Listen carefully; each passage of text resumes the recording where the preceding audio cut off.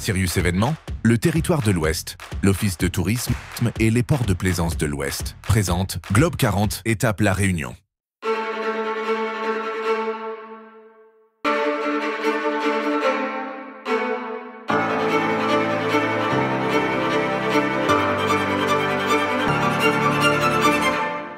Donc Manfred Ransmacher, organisateur de la Globe 40.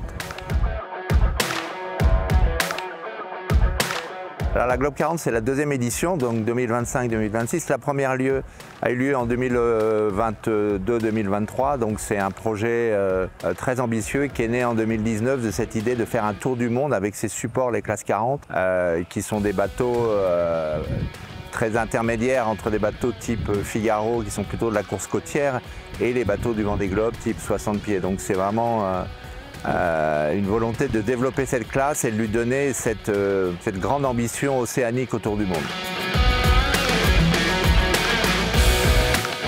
C'est à la fois une compétition extrêmement serrée quand on voit les écarts qui sont pratiquement nuls là au bout de 27 jours de course, et c'est une aventure, un voyage avec toutes les étapes, et c'est vraiment l'état d'esprit de l'épreuve, c'est les deux à la fois. Il y a une volonté de découverte, de partage des cultures, en même temps dans une compétition qui est une compétition dure. Alors on a une clientèle qui est à la fois professionnelle, amateur éclairé, c'est la classe 40, c'est toujours ce positionnement un peu intermédiaire entre des classes complètement amateurs et des classes complètement professionnelles comme celle du Vendée Globe aujourd'hui. Donc on a à la fois des professionnels, on parle de Ian Lipinski, Benoît Hansberg par exemple, qui sont dans les bateaux de tête, mais aussi des amateurs éclairés. Le co-skipper du bateau belge qui est en tête actuellement, c'est un chef d'entreprise. Donc c'est vraiment ce qui fait la richesse humaine et sportive de cette classe 40, c'est ce mélange entre nationalités. C'est une classe très mixte aussi. 25% des skippers dans l'étape actuelle sont des femmes. C'est quand même assez rare dans la course au large, donc c'est vraiment ce côté mélange qui fait vraiment toute la diversité, la richesse de la classe 40. Alors l'itinéraire, il y a d'abord des données techniques, il faut avoir des écarts suffisants mais pas trop entre les étapes. Il y a le parcours, puisqu'il faut quand même qu'on fasse le parcours par les 3-4, donc on ne peut pas remonter par exemple en Chine, qui est beaucoup trop haut en latitude.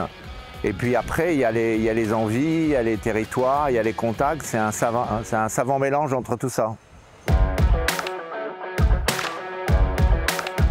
C'est évidemment un point central de l'océan Indien. On a fait une étape la dernière fois à l'île Maurice, mais là il y avait une volonté de découvrir l'île de la Réunion. Et puis en plus, il y a un projet bateau La Réunion, donc ça fait vraiment deux très bonnes raisons pour venir à La Réunion. Non, la compétition est très importante et elle est très dense. C'est d'abord des compétiteurs. Après, il y a effectivement le charme du voyage et la découverte du tour du monde qui compte énormément dans l'imaginaire des skippers. Mais sur l'eau, c'est la compétition et il n'y a pas de cadeau. Il y a beaucoup de solidarité entre les skippers, mais il n'y a pas de cadeau sur le plan sportif. Oui, c'est un bon bateau. Il challenge le premier du classement des bateaux plus classiques, on appelle les pointus. Et il a fait une belle performance jusqu'à présent. Il vient de passer le cap de Bonne-Espérance ce matin même, avec beaucoup de bonheur à bord et surtout en attendant l'arrivée dans l'île, l'arrivée au pays.